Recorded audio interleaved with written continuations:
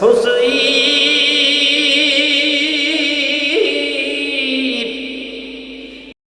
ইমাম হুসাইন যুদ্ধ করতে করতে ক্লান্ত হয়ে পড়লেন। মনে মনে ভাবলেন, আমি যদি একটু পানি খাইতে পারি আমার শক্তি হবে, আমি আরো কিছুক্ষণ যুদ্ধ করতে পারব। ও একলাসপুরের ভাড়া, অত্র এলাকার ভাড়া, গভীর মনোযোগ। এমন সময় ফোরাত নদীর কাছে গেছে, গিয়া এইভাবে দুটা হাত দেওয়া যখন পানি নিয়া মুখের সামনে আসছে খাবে, ঠিক সেই মুহূর্তে আমার নবী ডাক দেয়, হুসাইন, হুসাইন,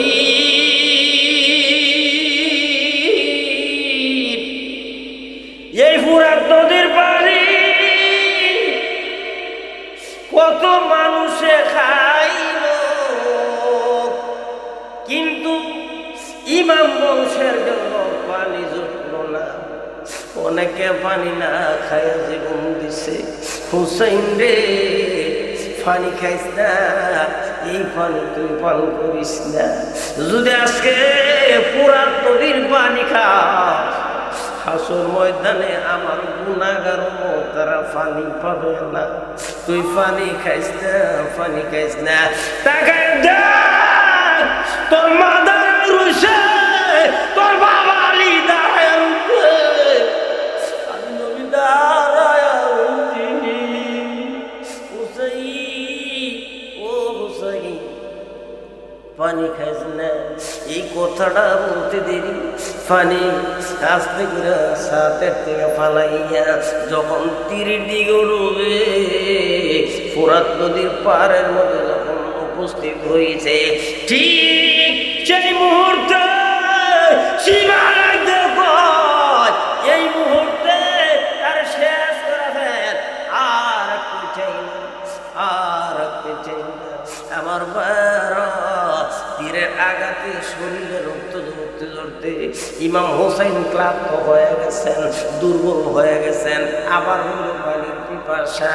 আমার ভাইরা, একটা লোক কতক্ষণ পর্যন্ত টিকে থাকতে পারে?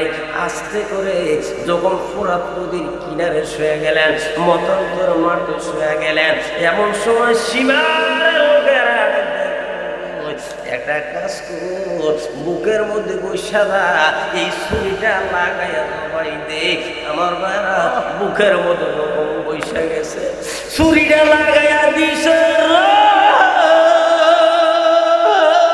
হুসাইন একটা চিৎকার দেখো না, না ও প্রাণের লোলা, আপনি কইব না, না আর সইতে পারি না, আর ধৈর্য ধরতে পারি না, না না। শিবারের আমার মুখের মধ্যে বৈশা ছুরিটা লাগাইয়া রয়েছে, আমি আর ধৈর্য ধরতে পারি না। আমার নবী ডাক হুসাইন, তাকে দেখ, আমি নানা কারবালায় হাজির হয়ে রয়েছি। নারো তাকবীর। আমার ভাই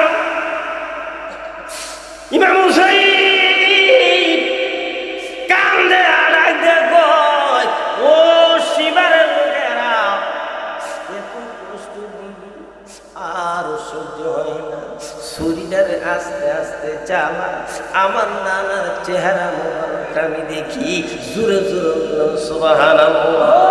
সেজন্য বলে থাকি, ধীরে ধীরে চালাও ছুরি,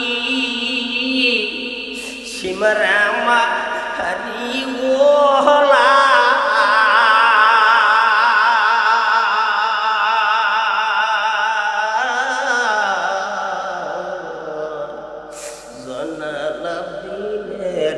কান্দন শুনতে দাও না রে আমার, বলেন ধীরে ধীরে চালাও ছুরি,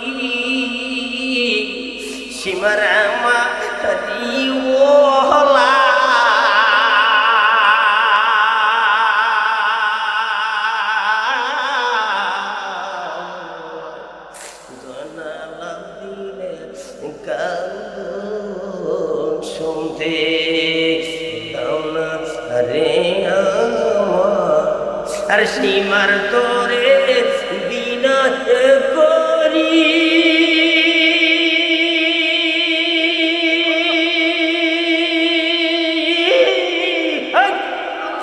সীমার তোরে বিনয় করি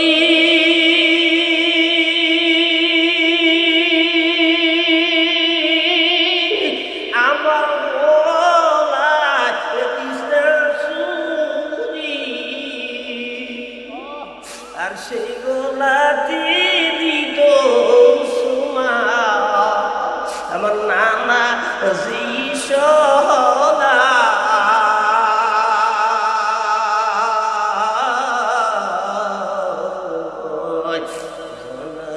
দিনের কাউন্দ শুনতে দাও না রে আমার ভাই ইমাম হুসাইন কারবালার ময়দানে যখন শহীদ হয়ে যাবে ডাক দেবো মা মা মা তাকায়া দেখো মা তোমার সন্তানের মুখের মধ্যে মা সীমারের বসে রইছে বিশেষ চুরি ডারে লাভ রাখছো মা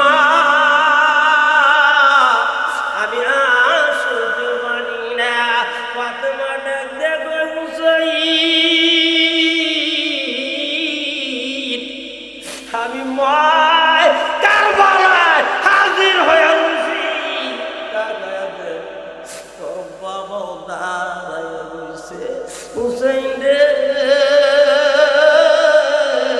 তোমার নানা দাঁড়ায় রয়েছে আমার নবী ডাকে কয় হুসাইন আর কান্দিস না আয় আয় আমার কোলে আয় হবে না জোরে জোরে বলেন সুবহানাল্লাহ। হুসাইন যখন বিদায় হয়ে যায় কিতাবের মধ্যে আছে হুসাইনের জীবনের মধ্যে বেশ হুসাইন যে সোয়াদার উঠিয়া কারবালার ময়দানে গেছিলেন ওই সুয়ারিটা কাবুর সামনে যায় দাঁড়ায় গেছে তার বাসায় সে চোখের পানি ফালায়া কান্দে এমন সময় সখিনা ডাক দেখো আমার বাবা যে সোয়ারিদের উঠিয়া কারবালার ময়দানে গেছিল মা এই গুন্দুলটি আমার তাবুত সামনে দাঁড়ায় রয়েছে মনে হয় আমার বাবা ঘুমিয়ায় নাই সখিনা একটা দূর দিয়া কারবালার ময়দানে যায়া দেখে রে মাথাটা এক সাইডে শরীরটা আর এক সাইডে এইভাবে অনেকগুলা লাভ করে রয়েছে কিন্তু চিনা বড় মুশকিল এখন বাবার লাশটা বিছাইরা পায় না আমার ভাইরা ঠিক সেই মুহূর্তে দেখে একটা সাদা পোশাক পরুনা সাদা পরন কইরা এই কারবালার মাঠের একটা কোনা দেড় ঢুকে গেছে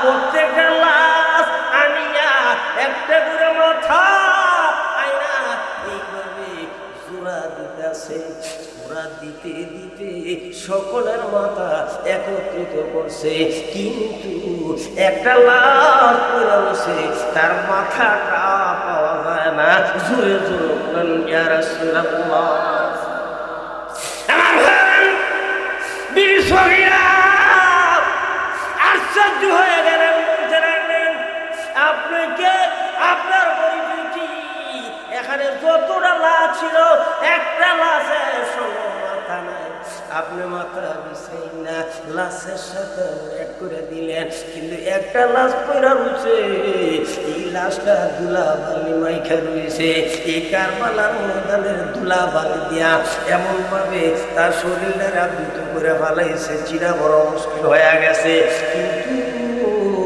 মাথাটা আপনি এখন লাগাইতে পারেন নাই মুখটা ডাক দেব রে ও সখিনা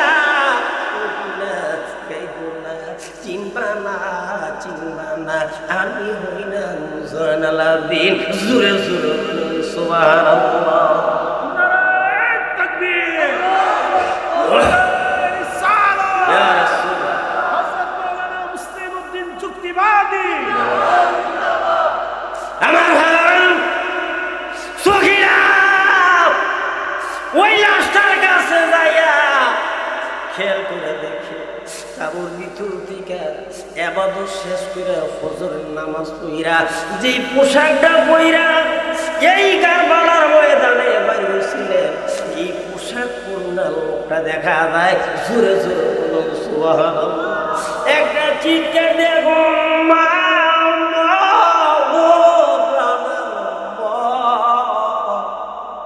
এটা আমার বাবা হুসাইন। কই কেমনি বুঝলা? কই পোশাকটা দেখে বুঝি গো মা, এই পোশাক পইরা তো আমার বাবা কারবালায় হাজির হইছে। মা, মা, এই পোশাকটা পইরা তাবুক থেকে বাইর হইছে গো মা, মা গো মা। মাথাটা কই? মাথাটা তো দেখা যায় না। আমার মায়ের রে, এখানে শেষ নয়, ইমাম হুসাইন কারবালার ময়দানে হাজির। যখন 7ই মুহররম একজন পাদ্রী তার গির্জার মধ্যে যায় ইবাদত করে, মানুষদেরকে বুঝায় রাত্রে হয়ে গেছে, কই আজকে যাব না, বাড়িতে যাব না, এই গির্জার মধ্যে আমার রাত্রটা শেষ করবো। যখন নাকি রাত্র ঘুমাইছে, এমন সময় গির্জার ভিতরে পাদ্রী সাহেব দেখে আমার নবী হাজির হয়ে গেছে।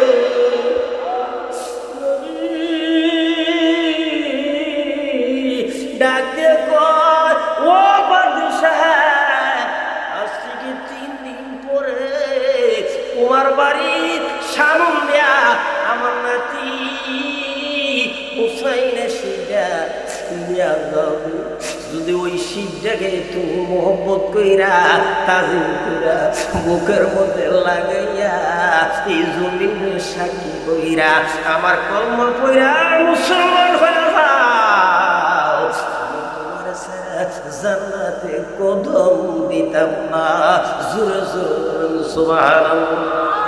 দুরুদ পড়ো, দুরুদ পড়ে সালাম জানাই সোনার মদিনা। দুরুদ পড়ো, দুরুদ পড়ে সালাম জানাই সোনার মদিনা। যে একবার দুরুদ পড়বে আমার নবীজির উপরে, 10টা রহমত নাযিল হইবে। যে একবার দুরুদ পড়বে আমার নবীজির উপরে, 10টি গুনাহ মাফ হই যাইবে। দুরুদ পড়ো, পড়ে সালাম জানাই সোনার নবী। আমার ভাইরা, পাদ্রী সাহেব সফলতা দেখা ব্যাপারটা কি স্বপ্ন দেখলাম? কয় আপনি কে? কয় আমি হইলাম আখিরি নবী। সুবহানাল্লাহ।